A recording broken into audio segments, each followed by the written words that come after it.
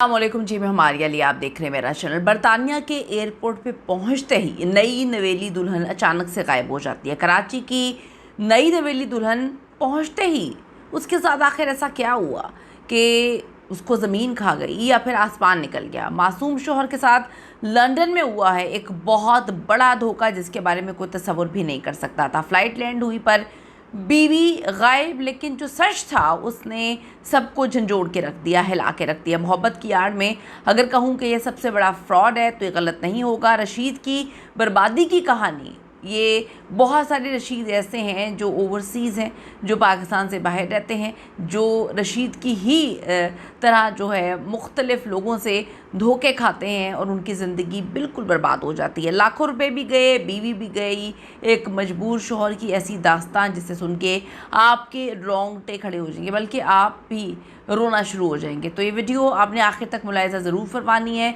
Request है channel को subscribe करें, हमें आपकी सपोर्ट की ज़रूरत है। आज ऐसा दिल दहला देने वाला वाक़या आपके सामने रखने लगी हूँ। ये बहुत सारे लोगों के लिए जो है लम्हा फ़िक्रिया भी है और इससे वो सबक भी हासिल करेंगे। एक नौजवान जो बड़ा लॉयल था, सिंसियर था, उसका कसूर सिर्फ ये था कि वो किसी पर भी अंधा भरोसा कर लेता था। कराची के एक 32 साला रिहायशी रशीद के बारे में मैं आपको बता रही हूँ, जिसके पाँवों तले से ज़मीन उस वक्त निकल गई जब उसकी नई नवेली दुल्हन यूके के एयरपोर्ट पर लैंड करते ही अचानक गायब हो जाती है। क्या वो सच में गायब हो गई थी, उसे किसी ने अगवा कर लिया था, या फिर मामला कुछ और था? ये कहानी शुरू होती है कराची के इलाके गुलशन इकबाल से, जहां 32 साला रशीद एक प्राइवेट फर्म में जो है वो मुलाजमत करता था। रशीद एक बड़ा सीधा साधा मिडिल क्लास इंसान, जिसकी जो कुल तनख्वाह थी वो टैक्स वगैरह काट के 72 से 73 हज़ार रुपये पाकिस्तानी बनती थी। उसकी ज़िंदगी के कोई बहुत बड़े ख्वाब नहीं थे, बड़ा सिंपल आदमी था। वो सुबह काम पे जाता था, शाम को वापस आता था और अपने वालिदैन के साथ एक पुरसकून ज़िंदगी गुजार रहा था। फिर वालिदैन की ज़िद पर रशीद की शादी जो है वो गुलशन के ही एक खाते पीते और पढ़े लिखे ख़ानदान की 25 साल लड़की से हो जाती है। ये लड़की ना सिर्फ रशीद से ज़्यादा पढ़ी लिखी थी, उसने हाल ही में मास्टर्स कंप्लीट किया था, बल्कि वो बेहद पुरअज़्म और ज़िंदगी में कुछ बहुत बड़ा करने की जस्तजू और ख्वाहिशमंद रखती थी। रशीद ने सोचा एक पढ़ी लिखी लड़की इसके घर को मज़ीद संवार देगी, मगर वो इस बात से बेखबर था कि लड़की के इरादे तो कुछ और ही हैं।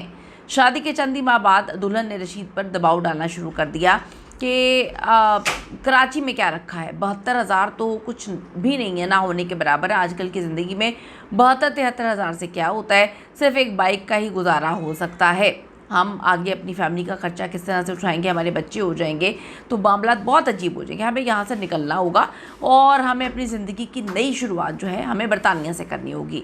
रशीद ने तो पहले तो समझाने की कोशिश की कि वो अपनी छोटी सी दुनिया में बड़ा खुश है, माँ बाप भी हैं, अपना मुल्क है, अपना शहर है, लेकिन बीवी के रोज़ रोज़ के इसरार के बाद वो हार जाता है। चूँकि रशीद की पढ़ाई में गैप था और उम्र भी उसकी ज़्यादा थी, तो ये तय पाया कि बीवी जो है वो स्टूडेंट वीज़ा पर मेन एप्लीकेंट बन के अप्लाई करेगी। बाद में वो रशीद को बतौर जो है डिपेंडेंट यूके जाएगा। उसके बाद अब बारी थी पैसों की। आप सब जानते हैं यूके का स्टूडेंट वीज़ा, यूनिवर्सिटी की फ़ीस, दीगर अखराजात कोई मामूली बात तो नहीं है ना। लोग अपनी जायदादें बेच देते हैं। रशीद ने अपनी जमा पूंजी जो भी थी, बाइक, यहाँ तक हो सका उसने लाखों रुपए का कर्जा ले लिया ताकि अपनी बीवी के ख्वाबों को पूरा कर सके, और इसे एक नामवर ट्रैवल एजेंट के ज़रिए जो है प्रोसेस करवाया और बिल आखिर उसकी बीवी का यूके का वीज़ा लग गया। वो दिन भी आ गए जब रशीद ने बड़ी भारी दिल के साथ अपनी बीवी को कराची एयरपोर्ट से बरतानिया के लिए रवाना किया। चूँकि लंदन में उसका कोई रिश्तेदार या जानने वाला नहीं था, इसलिए ट्रैवल एजेंट ने उसे एक अपने पुराने कस्टमर जो कि लंदन में ही मुकीम था की ड्यूटी लगाई कि वो इसकी बीवी को एयरपोर्ट पर रिसीव करे और इससे पहले से बुक की गई रिहाइश गाह तक पहुँचा दे। लड़की का जहाज़ लंदन पहुँच गया, ट्रैवल एजेंट का बंदा एयरपोर्ट पर पहुँच गया। 1 घंटा गुजर गया, 2 घंटे गुजर गया, 3 घंटे गुजर गए, लेकिन इसकी बीवी बाहर नहीं आई। दूसरी तरफ कराची में रशीद बेचैन था। उसने अपनी बीवी के नंबर पे कॉल्स कर कर के पागल हो गया, मैसेजेस किए, मगर कोई जवाब नहीं मिला। कुछ ही देर बाद पता चलता है कि जी बीवी ने रशीद के तमाम नंबर्स को ब्लॉक कर दिया। रशीद घबरा कर ट्रैवल एजेंट के पास पहुंचता है, भागता है। एजेंट जो है वो लंदन फ़ोन करता है तो वहाँ से मालूम हुआ कि रशीद की बीवी तो एयरपोर्ट पे कभी उतरी नहीं थी, मगर वो रिसीव करने वाला बंदा उसको हाँ, वो कहता है सॉरी, उतनी ज़रूर थी, लेकिन वो कहता है कि जी मुझे वो निगलेक्ट करती हुई, मुझे वो बिल्कुल इग्नोर करती हुई, क्योंकि उसको पता था उसके नाम का प्ले कार्ड मैंने उठाया हुआ था, वो रिसीव करने वाले बंदे को बाईपास करके किसी और के साथ निकल गई। ये बड़ा अजीब सा लगा यार, किसी और के साथ कैसे निकल सकती है, वो तो वहाँ पे किसी को जानती भी नहीं है, आप मजाक कर रहे हैं क्या। ये कोई अगवा का मामला नहीं था, ना ही वो लड़की कहीं लापता हुई थी। जब रशीद और एजेंट ने अपने ज़राए से तहकीकात की तो सच सामने आया जो बड़ा खौफनाक था। उसने रशीद की रूह को ऐसे झंझोड़ दिया, कांप गया, उसे समझ ही ना आई कि मेरे साथ हुआ क्या है। सच ये था कि रशीद की बीवी ने ये पूरा स्क्रिप्ट पहले दिन ही लिख लिया था। वो रशीद से शादी करना ही नहीं चाहती थी, उसने सिर्फ अपने वालिदैन के दबाव में आके शादी कर ली। उसने रशीद को मोहब्बत का झांसा दिया, उसे एक सीढ़ी की तरह इस्तेमाल किया और बरतानिया पहुँच गई। लंदन एयरपोर्ट पर उसे लेने के लिए ट्रैवल एजेंट का बंदा तो मौजूद था, बल्कि वहाँ पर वो एक लड़का आता है जिसके साथ उसका पहले से चक्कर चल रहा था। वो लड़की सीधी उसके साथ चली जाती है। अब इतलाती हैं कि रशीद को तलाक और अलहदगी के कागजात भेज रही है ताकि उस लड़के के साथ अपनी नई ज़िंदगी बरतानिया में शुरू कर सके। रशीद आज सास ससुर के पास जाता है तो वो कहते हैं भाई हमने तो शादी कर दी थी, हमने तो अपना बोझ तुम्हें दे दिया था, हमने कब कहा था कि इसे पढ़ने के लिए बाहर भेजो, तुम पागल हो, तुमने ना किसी से पूछा, ना तुम खुद मेन नॉमिनी बने, ना तुम खुद गए, तुमने उसको भेज दिया। अब हम क्या कर सकते हैं, तुम अपनी ही बीवी की मोहब्बत में अंधे हो गए थे।